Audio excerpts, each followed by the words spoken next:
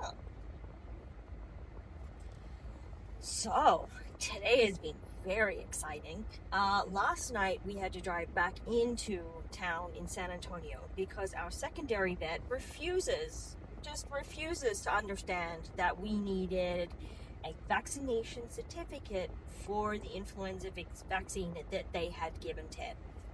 So I drove in this morning so I could be at the office at 7:30 and basically had to argue with the phone in my hand with the email from the Australian government saying we needed a vaccine certificate, not a health record, not a receipt, an actual thing. And they were like, yeah, no.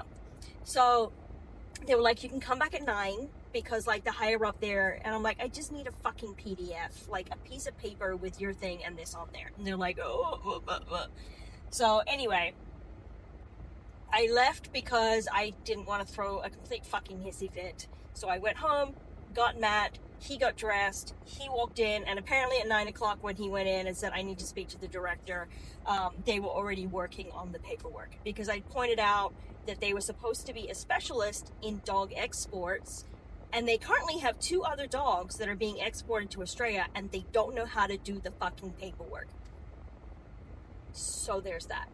And then, on top of that, because I had brought Teddy's worming treatment, the parasite treatment, forward a day because the USDA can take 3 business days to approve that paperwork, which then has to go to Australia, it has to be done 3 days beforehand. And you have to do all of this possible 6 days of stuff within 5 days of export. So I brought that appointment forward. So the USDA comes back and they're like, now there's only 13 days between your parasite treatments. Do you have a waiver?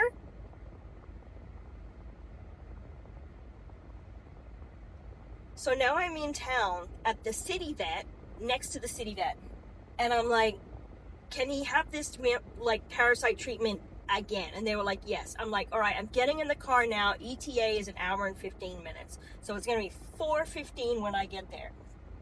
So I'm doing fucking 80 miles an hour on the highway through small country towns to get back out here, get him straight in. They give him the worming again, send off the paperwork. It's 4:30. It's now just clicked over 5.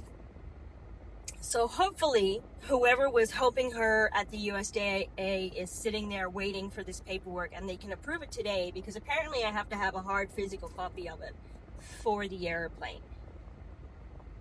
Because if I don't get it today, it's now morning in Australia, and I don't think I'm going to have it in time. This is the biggest fucking clusterfuck in the entire world. The math doesn't math with the days. It's the most stressful thing because you've got 5 days to do it, and I had read about all these people, and it happens to me every time I fly.